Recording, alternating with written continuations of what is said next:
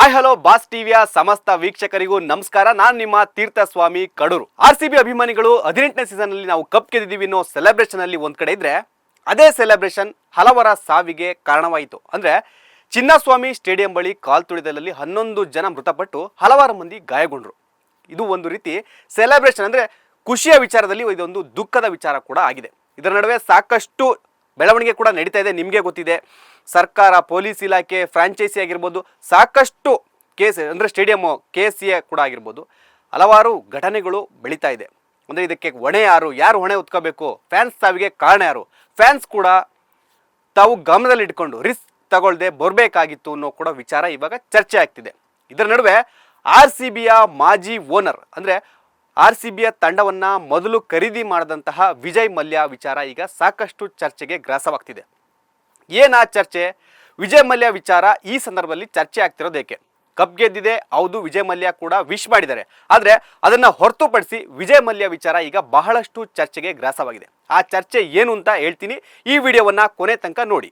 ವೀಕ್ಷಕರೇ, 2008ರಲ್ಲಿ IPL ಅನ್ನೋ league ಪ್ರಾರಂಭ ಆಗುತ್ತೆ. ಭಾರತದಲ್ಲಿ ಇಂಡಿಯನ್ ಪ್ರೀಮಿಯರ್ ಲೀಗ್ ಹೆಸರಿನಲ್ಲಿ ಈ ಒಂದು ಕ್ರಿಕೆಟ್ ಅನ್ನ ಪ್ರಾರಂಭ ಆಗುತ್ತೆ.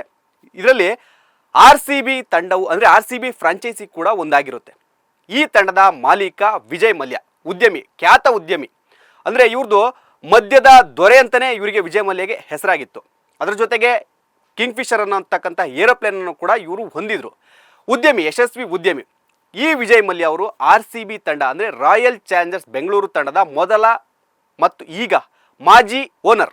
ಈ ವಿಜಯ್ ಮಲ್ಯ ವಿಚಾರ ಯಾಕೆ ಇವಾಗ ಚರ್ಚೆ ಆಗ್ತಿದೆ? ಹೌದು, ಮಾಜಿ ಓನರ್, RCB ಕಪ್ ಗೆದ್ದಿದೆ 18ನೇ ಸೀಸನ್ ಆದಮೇಲೆ, ಒಂದು ವಿಶ್ ಮಾಡಿದ್ದಾರೆ, ಹೌದು. ಆದರೆ ಇತ್ತೀಚೆಗೆ ಒಂದು ಖಾಸಗಿ ಯೂಟ್ಯೂಬ್ ಚಾನಲ್ನಲ್ಲಿ ಒಂದು ಪಾಡ್ಕಾಸ್ಟ್ ಅಂತ ಪ್ರೋಗ್ರಾಮ್ ನಡೆಯುತ್ತೆ.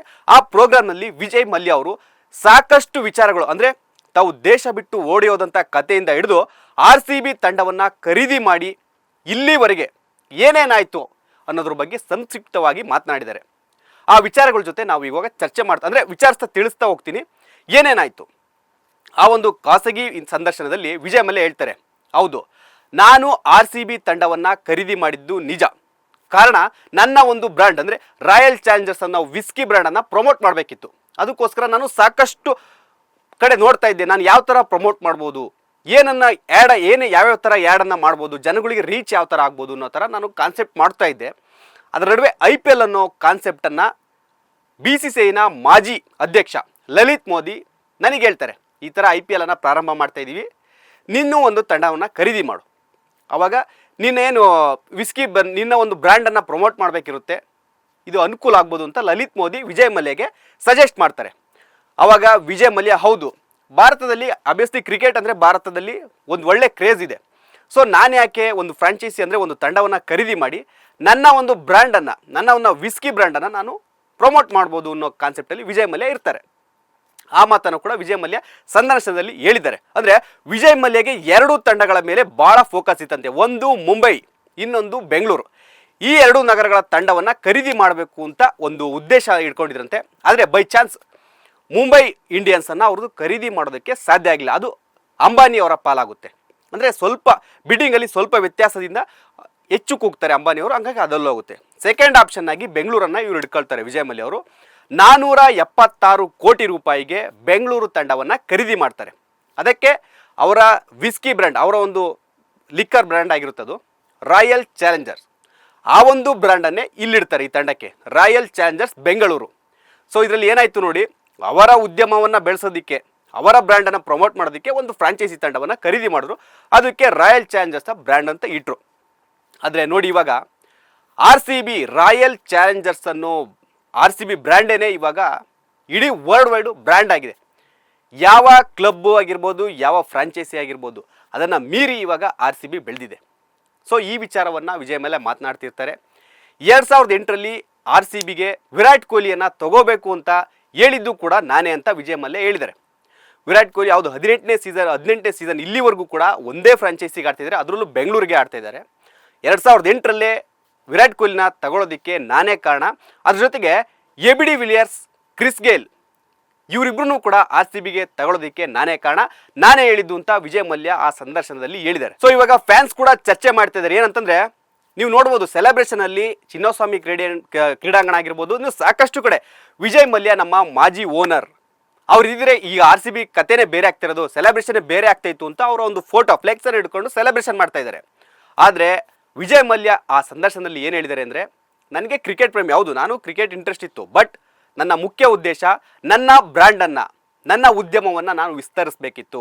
ಅದಕ್ಕೋಸ್ಕರ ನಾನು ಒಂದು ಬ್ರ್ಯಾಂಡನ್ನು ಖರೀದಿ ಮಾಡಬೇಕಿತ್ತು, ಆ ಒಂದು ತಂಡವನ್ನು ಖರೀದಿ ಮಾಡಬೇಕಿತ್ತು. ಅದಕ್ಕೆ ಮಾಡಿದೆ. ಅದಕ್ಕೆ ರಾಯಲ್ ಚಾಲೆಂಜರ್ಸ್ ನನ್ನ ಬ್ರ್ಯಾಂಡು ಜೊತೆಗೆ ಬೆಂಗಳೂರನ್ನ ಸೇರಿಸಿ ಅದಕ್ಕೆ ಹೆಸರಿಟ್ಟೆ ಅಂತ ಅವ್ರು ಒಪ್ಕೊಂಡಿದ್ದಾರೆ. ಹೌದು, ಅದ್ರ ಜೊತೆಗೆ ಅವ್ರು ಇನ್ನೊಂದು ಏನು ಪ್ಲ್ಯಾನ್ ಮಾಡಿದ್ರು ಅಂದರೆ, ಮತ್ತೊಂದು ತಂಡವನ್ನು ಖರೀದಿ ಮಾಡೋ ಯೋಚನೆಯಲ್ಲೂ ಕೂಡ ಇದ್ರಂತೆ. ಅಂದರೆ ನನಗೆ IPL ಅಲ್ಲಿ 2 ತಂಡಗಳನ್ನು ನಾನು ಖರೀದಿ ಮಾಡ್ತೀನಿ.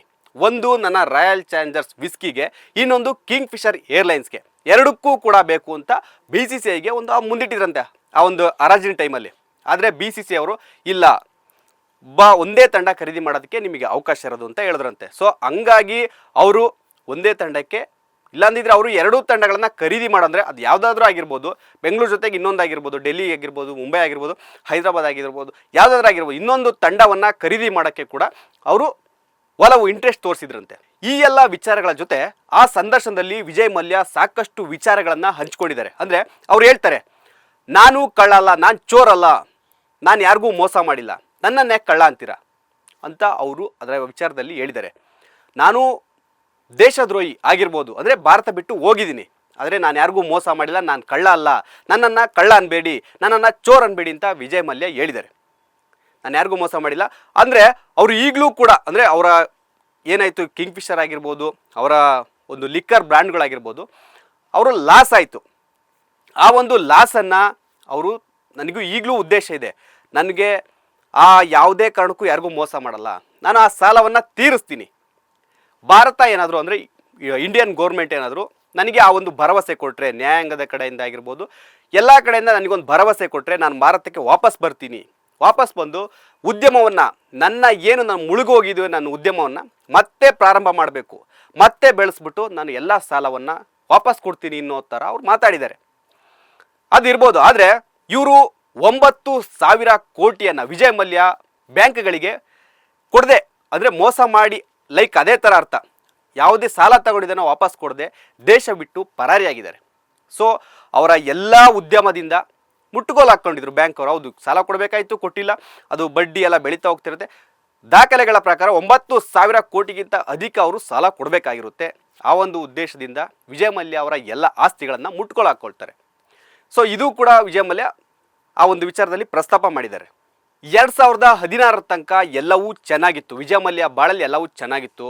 ಆದರೆ 2012 ನಂತರ ಅವರ ಕಿಂಗ್ ಫಿಶರ್ ಏರ್ಲೈನ್ಸ್ ಅವನತಿಯತ್ತ ಸಾಕ್ತು. ಸೊ 2016ರಲ್ಲಿ ಅಧಿಕೃತವಾಗಿ ಅವರು RCB ತಂಡದ ಫ್ರಾಂಚೈಸಿಯಿಂದ ಹೊರಗೆ ಬರ್ತಾರೆ. ಅವರ ಒಡೆತನವನ್ನು ಬೇರೆಯವರಿಗೆ ಬಿಟ್ಕೊಡ್ತಾರೆ. ಅಂದರೆ ಡಿಯೋಜಿಯೋ ಅನ್ನೋ ಒಂದು ಕಂಪನಿಗೆ, ಯುನೈಟೆಡ್ ಸ್ಪಿರಿಟ್ಸ್ ಆ ಒಂದು ಕಂಪ್ನಿಗೆ ಇವರ RCB ಒಡೆತನವನ್ನು ಹಸ್ತಾಂತರಿಸಿ ಅದರಿಂದ ಅವರು ಹೊರಗೆ ಬರ್ತಾರೆ. 2016ರಲ್ಲಿ ಅವರು ಅಧಿಕೃತವಾಗಿ RCB ತಂಡದ ಮಾಲೀಕತ್ವದಿಂದ ಹೊರಗಿರ್ತಾರೆ. ಆ ತಂಡಕ್ಕೆ ಬೇರೆಯವರು ಈಗ ಅಧಿಕಾರ ವಹಿಸ್ಕೊಂಡ್ರು. ಅವರು ಭಾರತ ಬಿಟ್ಟು ಹೋಗಬೇಕಾದ್ರೂ ಕೂಡ ಅರುಣ್ ಜೇಟ್ಲಿಗೆ ಮಾಹಿತಿ ಕೊಟ್ಟು ಹೋಗಿದ್ರಂತೆ. ಆ ವಿಚಾರವನ್ನು ಕೂಡ ಆ ಸಂದರ್ಶನದಲ್ಲಿ ಅವರು ಪ್ರಸ್ತಾಪ ಮಾಡಿರ್ತಾರೆ. ನಾನು ಯಾರಿಗೂ ಮೋಸ ಮಾಡೋಗಿಲ್ಲ, ಯಾರಿಗೂ ಕೂಡ ಸೂಟ್ಕೇಸಲ್ಲಿ ಲಕ್ಷಾಂತರ ಕೋಟ್ಯಾಂತರ ರೂಪಾಯಿ ದುಡ್ಡನ್ನು ತಗೊಂಡೋಗಿಲ್ಲ. ನಾನು ವಿಮಾನವನ್ನು ಹತ್ತುವ ಮೂಲಕ ಅರುಣ್ ಜೇಟ್ಲಿ ಅವರಿಗೆ ನಾನು ಮಾಹಿತಿ ಕೊಟ್ಟಿದ್ದೆ. ಅರುಣ್ ಜೇಟ್ಲಿ ಅವರು ಆ ಟೈಮಲ್ಲಿ ಕೇಂದ್ರ ಸಚಿವರಾಗಿದ್ದರು. ಅವರಿಗೆ ಹೇಳ್ತಾರಂತೆ ಅವರು ಏನಂತ, ಒಂದು ಟೇಬಲ್ ಸೆಟ್ಟಿಂಗ್ಸ್ ಹಾಕಿ SBI ಅಂದರೆ ಅಧಿಕಾರಿಗಳು, ಆ ಒಂದು ಬ್ಯಾಂಕ್ ಮುಖ್ಯಸ್ಥರು ಜೊತೆ ನನಗೆ ಒಂದು ಸೆಟ್ಟಿಂಗ್ಸ್ ಹಾಕಿಸಿ, ನಾನು ಮಾತಾಡ್ತೀನಿ, ನಾನು ಯಾವುದೇ ಕಾರಣಕ್ಕೂ ಯಾವ ಸಾಲವನ್ನು ಬಾಕಿ ಉಳಿಸ್ಕೊಳ್ಳೋದಿಲ್ಲ, ನಾನು ವಾಪಸ್ ಕೊಡ್ತೀನಿ, ನನಗೆ ಟೈಮ್ ಬೇಕು, ಆ ಥರ ಒಂದು ಮಾತುಕತೆ ಮಾಡಿಸಿ ಅಂತ ಅರುಣ್ ಜೇಟ್ಲಿ ಅವರಿಗೆ ಅವರು ವಿಮಾನವನ್ನು ಹತ್ತುವ ಮುಂಚೆ ಹೇಳ್ತಾರಂತೆ. ಆ ವಿಚಾರವನ್ನು ಆ ಸಂದರ್ಶನದಲ್ಲಿ ಅವರು ವಿಜಯ್ ಮಲ್ಯ ಹೇಳ್ತಾರೆ. ವೀಕ್ಷಕರೇ, ಒಂದು ಕಾಲದಲ್ಲಿ 1 ಲಕ್ಷ ಕೋಟಿಗೂ ಅಧಿಕ ಸಂಪತ್ತನ್ನು ಹೊಂದಿದ್ದ ವಿಜಯ್ ಮಲ್ಯ ಏನೂ ಇಲ್ಲದೆ, ಅಂದರೆ ಅವರ ಒಂದು ಬಿಸ್ನೆಸ್ ಅಧಂಪತನ ಕಾಣುತ್ತೆ. ನೆಲ ಕಚ್ಚಿದ ಅವರ ಉದ್ಯಮದಿಂದ ವಿಜಯ್ ಮಲ್ಯ ಸಾಕಷ್ಟು ನಷ್ಟ ಅನುಭವಿಸ್ತಾರೆ. ಏರ್ಲೈನ್ಸ್ ಅಂದರೆ ಅವರ ಕಿಂಗ್ ಫಿಶರ್ ಏರ್ಲೈನ್ಸನ್ನು ಪ್ರಾರಂಭ ಮಾಡಿದ್ದೆ ಅವರಿಗೆ ಹೊಡೆತ ಕೊಡ್ತು ಅನ್ನೋ ಒಂದು ಮಾತು ಕೂಡ ಕೇಳಿಬರುತ್ತೆ. ಅದರಿಂದ ಪಾರಾಗೋದಕ್ಕೆ ಅವರು ಸಾಕಷ್ಟು ಬ್ಯಾಂಕ್ಗಳಿಗೆ ಸಾಲ ಮಾಡ್ತಾರೆ.